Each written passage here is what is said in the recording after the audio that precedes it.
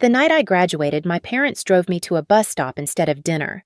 My gown was still damp from the ceremony, my backpack half zipped, when Mom handed me $10 and said, "Good luck out there." Then she rolled up the window. My sister smirked from the back seat like she'd just watched a scene from her favorite show. The taillights disappeared down the road, and the world went silent except for the hum of streetlights. I stood there, holding that bill like proof I existed. 10 years later, I pulled up to a reunion they didn't know I'd been invited to, only this time they were the ones left speechless. I grew up in a house where love had rules, and I never seemed to follow them right. My mother, Marlene, worked at the local bank and believed security mattered more than dreams. My father, Frank, ran a small auto shop and said girls didn't need college, just common sense. My sister, Tessa, was their pride-polished, charming, the kind of person who could turn every mistake into a story worth applause. When she turned 16, she got a shiny silver car wrapped in a bow. On my 16th birthday, Mom handed me a used library card and said, "Books will take you farther." I smiled, pretending I believed her.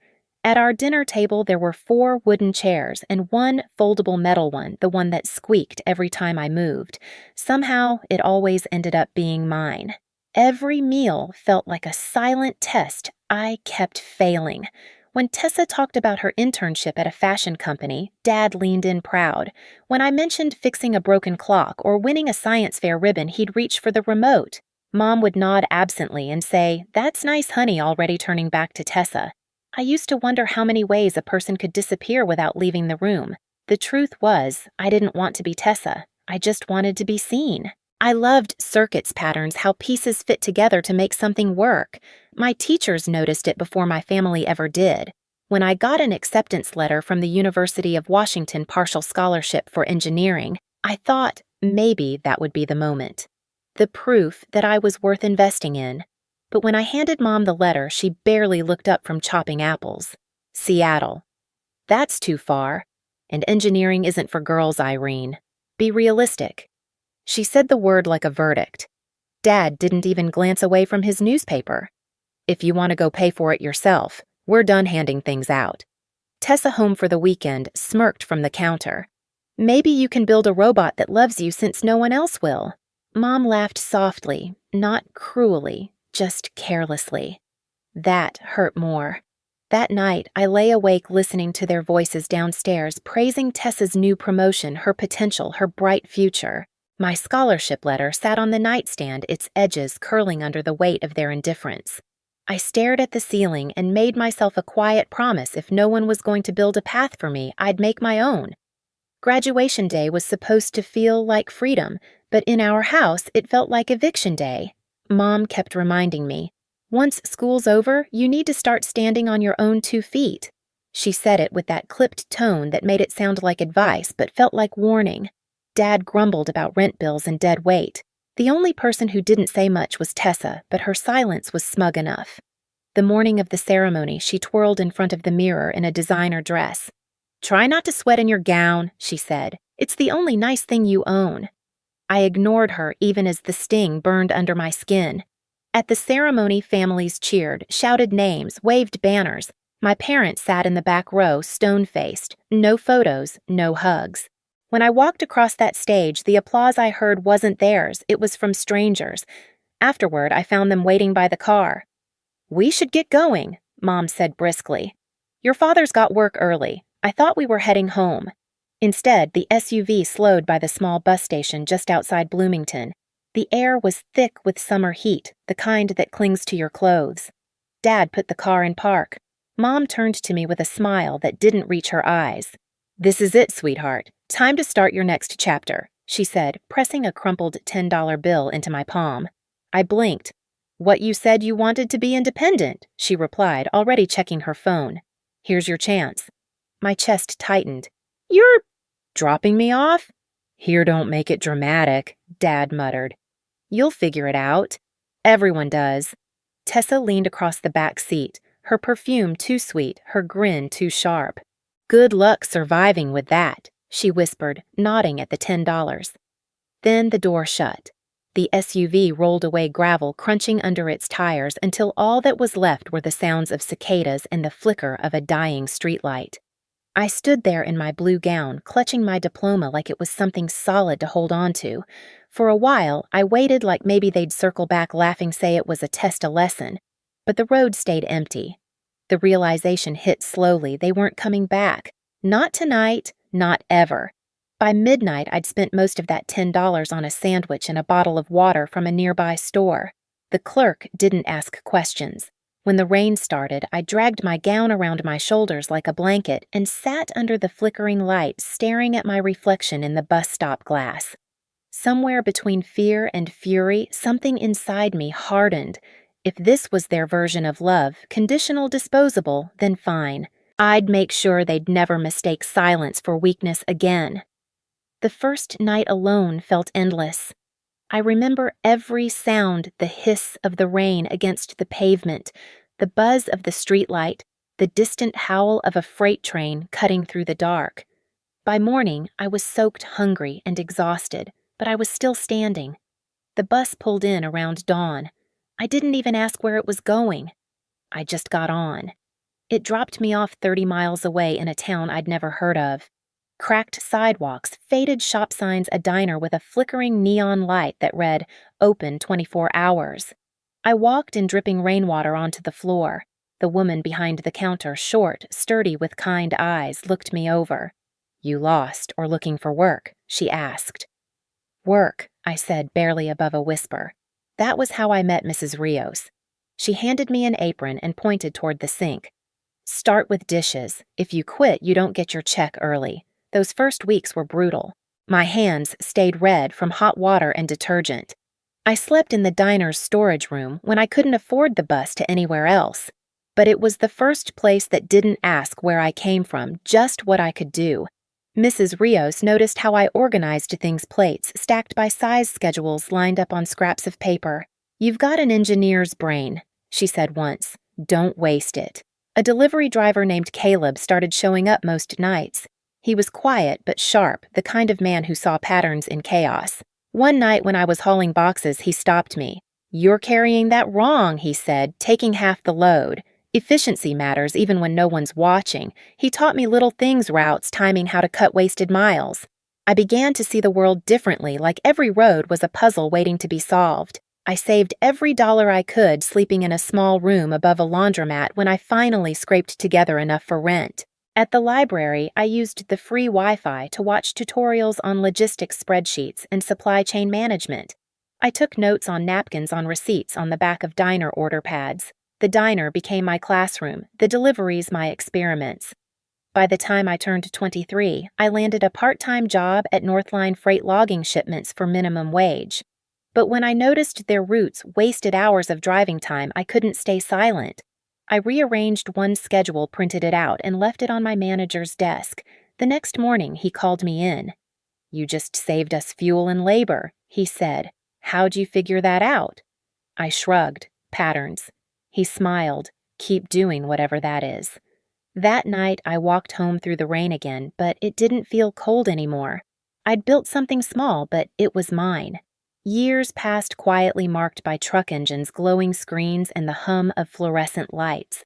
By 26, I had moved from an assistant to operations coordinator at Northline Freight. I spent nights redesigning delivery routes, days managing dispatchers twice my age.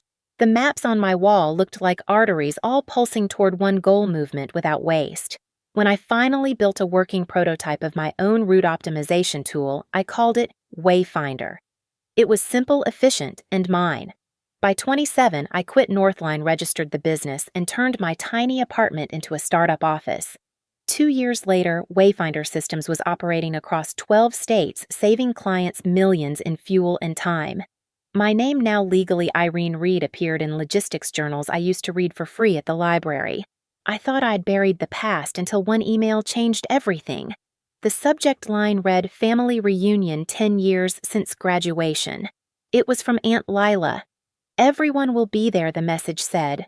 "Your parents, Tessa, even Grandma Ruth. It would mean a lot if you came." My first instinct was to delete it, but something deep inside me whispered, "Go." Not for revenge, for recognition, to see what silence had done to them. The night of the reunion, my driver pulled the limo up to the curb outside the community center in Bloomington, the same town where they'd left me. I stared out at the red brick building glowing under string lights. Music and laughter spilled into the parking lot. "Do you want me to wait, ma'am?" the driver asked. "Yes," I said. "But don't worry, I won't be long." When I stepped out, the conversations near the door faltered. The heels of my slate gray shoes clicked against the concrete. I wore a simple silk dress, pearl earrings, hair tied in a low bun. Power disguised as grace. Inside a banner read, "Vale Family Reunion." I scanned the crowd faces I hadn't seen in a decade. Aunt Lila waved first, eyes bright with emotion. "Irene," she gasped, hurrying over. "Oh, honey, look at you." "It's Reed now," I said softly. "But yes, it's me." She squeezed my hands. "You came." I can't believe it. Neither could they. Across the room, my mother stood by the buffet table, her silver hair swept perfectly back, posture rigid. My father nursed a drink, avoiding eye contact. And Tessa, still immaculate, still magnetic, was holding court among cousins, laughing like she owned the air. When my mother finally noticed me, her face froze. Then came the polite confusion, the faint narrowing of her eyes. She didn't recognize me, not yet. I signed in at the table near the entrance. The volunteer glanced up. "Oh, you're with Wayfinder Systems, right? You're the event's sponsor. Thank you so much for your generosity." "Of course," I said, smiling faintly. "Glad to support the community." A few heads turned, my mother's most of all. Her expression flickered something between disbelief and dread. The dinner began, chatter filling the hall. Aunt Lila eventually took the microphone to thank everyone for coming. "And tonight," she said, "we'd like to acknowledge our sponsor for making this event possible." My mother's fork paused midair. "Please welcome Ms. Irene Reed, founder and CEO of Wayfinder Systems." The applause rose, scattered and hesitant. I stood, slowly, heels echoing against the floor as I walked to the small stage. The microphone felt cold in my hand. "Good evening," I began, my voice calm. "It's been a long time since I attended a family gathering." A ripple of awkward laughter. I smiled slightly. 10 years ago, I stood at a bus stop not far from here, 18 years old, wearing my graduation gown, holding a backpack and $10. My mother told me, "Good luck out there," and then she drove away. Silence spread like ink. I thought that night was the end of something. I continued. But it turned out to be a beginning. Every mile I walked, every job I took, every night I stayed up learning how to build a better route, it led me here. I paused, scanning the room. My mother's face was pale. My father looked down at his drink. Tessa's lips parted slightly, her practiced composure faltering. "So, tonight," I said, "I'd like to announce a new initiative, the Benchlight Grant. It's a scholarship for students who have no family support, who are told to be realistic instead of being believed in. Because no one should ever have to start with nothing but a bus ticket and a broken heart." Applause built slowly, then stronger, until the entire hall echoed with it. But my parents didn't move. When it finally quieted, I stepped off the stage. Aunt Lila hugged me hard, whispering, "You did it, sweetheart." Outside, the cool night air hit my skin like release. I thought I was done until I heard it. "Irene." The voice behind me was unmistakable. My mother stood by the door, my father a few steps behind, Tessa trailing with arms crossed. "You could have told us," Mom said quietly. "You could have told us it was you sponsoring all this. We're still your family." I turned to face her, the lamplight carving sharp shadows between us. "You told me that too before you left me at a bus stop." Her mouth opened, then shut. My father's jaw tightened. "We did what we had to," he muttered. "You needed to grow up." I reached into my clutch and pulled out a small plastic sleeve. Inside was the same crumpled $10 bill, perfectly preserved. I set it on the nearby table. "This," I said softly, "is all you gave me to grow up with." My mother's breath caught. "You kept that." "I did," I said, "because I wanted to remember exactly where I started." Tessa stepped forward, voice trembling. "We were trying to teach you independence. You've done well. Isn't that what you wanted?" I met her eyes. "No, Tessa. I wanted a family. but I built a future instead. For a moment, no one spoke. The night hummed with the sound of cars on the highway. Aunt Lila appeared behind them, her face stern. "You left her with $10 and a bus stop," she said to my parents. "She turned it into a company that keeps people moving. That's more than any of you ever taught her." Grandma Ruth wheeled herself closer, her voice barely above a whisper. "You left her out there that night. I never forgave you for that." My mother's tears finally fell. My father turned away, shoulders rigid. Tessa's face crumpled, shame replacing arrogance. I picked up the $10 bill again and tucked it back into my clutch. "I don't need apologies," I said. "I just needed to see if anything had changed. It hasn't." They stayed silent. I turned toward the waiting limo, gravel crunching under my heels. "Keep your seats," I said gently without looking back. "I've built my own table." As the door closed behind me, I saw their reflections in the window, small, stunned, and still standing under the same light that had once watched me cry. The drive back to Seattle felt quieter than I expected. The road stretched wide and dark ahead, lit only by passing headlights. In my lap sat the small plastic sleeve with the $10 bill creased, faded, but intact. The same night they left me, that bill had been a sentence. Now it was a signature. Proof that I'd rewritten everything they once decided for me. When the limo merged onto the interstate, I caught my reflection in the glass. Not the scared girl in a graduation gown, but the woman who built her own map. Every company contract, every mile tracked by Wayfinder systems was a road back to that bus stop and far beyond it. I thought about Grandma Ruth's trembling voice, Aunt Lila's proud tears, the silence that hung between me and my parents. I didn't feel rage anymore, just distance. Clean, quiet distance. They had taught me what abandonment felt like. I had taught myself what direction meant. As the city lights appeared on the horizon, I took one last look at the bill and whispered, "Thank you for the push." Then I slid it back into my bag beside the company key card engraved with my name, Irene Reed, CEO. Justice didn't come from payback. It came from peace. Before going home, I asked the driver to take one last detour. County Road, 17, the old bus stop. The same bench, the same flickering light, only now it looked smaller, harmless even. I stepped out heels, crunching the gravel, and placed a small bouquet of wildflowers on the seat. Beside it, I set the $10 bill, still sealed in its plastic sleeve. "This is where you left me," I whispered. "And this is where I learned to move." The wind was soft that night, brushing past like a quiet apology from the universe. I turned, walked back to the car, and never looked over my shoulder again. If someone ever left you behind, don't wait for their return. Build your own road. And when you do tell me where you're watching from, I promise you're not alone.